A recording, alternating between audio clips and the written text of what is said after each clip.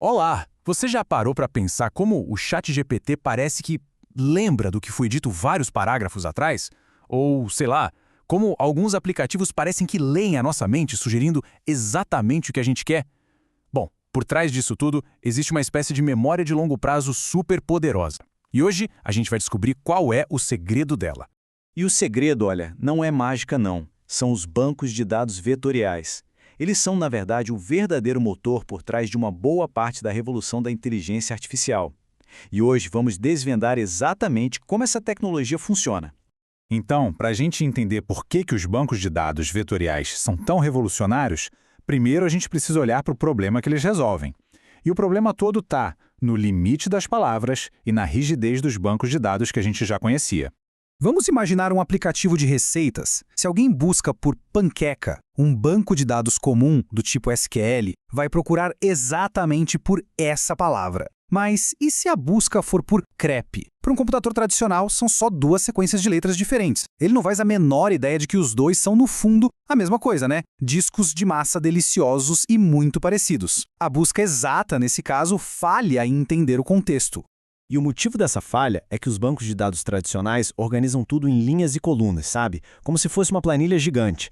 É um sistema muito rígido. Para uma máquina realmente entender o mundo, ela não pode só ler palavras, ela precisa de números, mas não é qualquer número. Ela precisa de uma coordenada, uma localização para o significado. E é exatamente aí que a mágica começa a acontecer. Se o problema é a falta de contexto, a solução é criar um endereço para cada conceito. E essa solução tem um nome: embedding.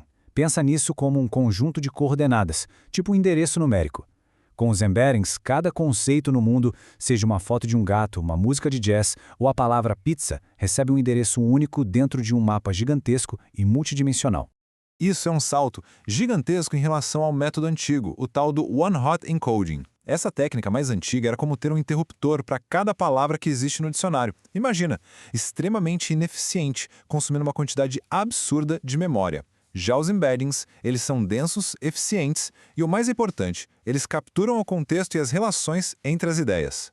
Pensa nisso como um mapa de sabores. Nele, cachorro-quente e shawarma seriam vizinhos de porta, porque a IA entende que são conceitos parecidos, sabe? Comida de rua rápida. Já salada, salada estaria em uma área completamente diferente do mapa. Ao transformar conceitos em vetores, que são basicamente listas de números, a IA consegue medir a distância ou a proximidade entre as ideias. Certo.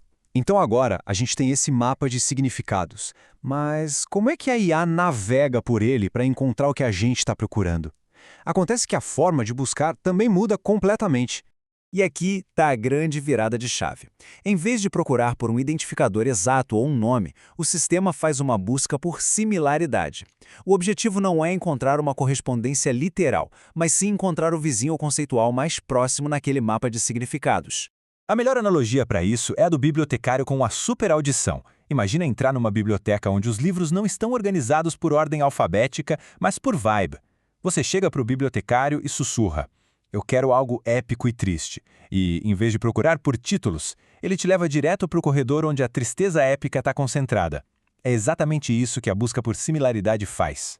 E como o sistema mede essa tal de vibe? Com matemática, claro. Existem métricas como a similaridade de cosseno, que basicamente verifica se dois conceitos estão apontando na mesma direção, e a distância euclidiana, que mede a distância em linha reta entre eles no mapa. Quanto mais próximos, mais similares eles são. Simples assim.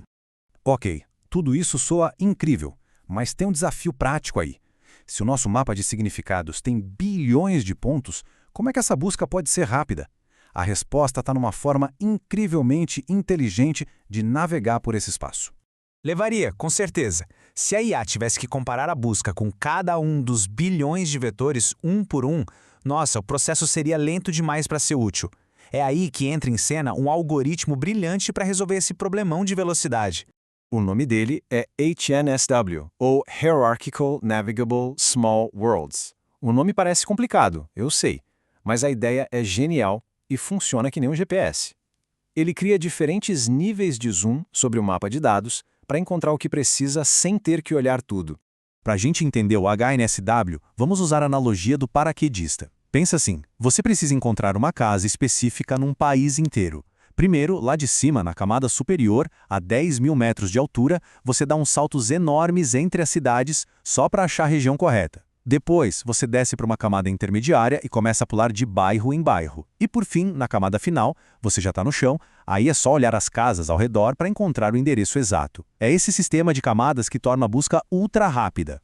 A teoria é fascinante, mas onde é que essa tecnologia realmente impacta a nossa vida? A verdade é que as aplicações dela já estão por toda parte, muitas vezes funcionando ali nos bastidores. A aplicação mais quente do momento é o RAG, que permite que o modelo de linguagem gigante, tipo GPT, consulte documentos privados de uma empresa para dar respostas precisas, sem inventar fatos. Outro uso super comum é a busca por imagem. Você sobe a foto de um tênis e a loja te mostra todos os modelos parecidos. E claro, os sistemas de recomendação que a gente vê em tudo que é e-commerce são alimentados por essa mesma lógica. E para quem desenvolve, a boa notícia é que não precisa construir tudo isso do zero. Ferramentas como Pinecone, Milvus e Weaviate já oferecem essa tecnologia como serviço, cuidando de toda a infraestrutura complexa por trás dos panos. Chegando ao final da nossa análise, fica muito claro que a gente está falando de uma mudança fundamental na forma como as máquinas armazenam e acessam informação. Se tem uma coisa para levar daqui é esta: bancos de dados vetoriais não armazenam só dados, eles armazenam significado. Eles guardam o contexto, as relações e a vibe de cada informação, transformando o caos digital em conhecimento organizado. É por isso que, para qualquer pessoa que está desenvolvendo a próxima geração de aplicações inteligentes, dominar o conceito de vetores e embeddings não é mais opcional. É o caminho para criar sistemas que realmente entendem o que a gente quer dizer, não apenas o que a gente digita. Esse foi o No Descanso sobre Vector Databases. Se você já usa essas ferramentas ou tem algum projeto interessante com elas, deixa nos comentários. E para continuar explorando novas tecnologias, se inscreva no Last Node. Até a próxima!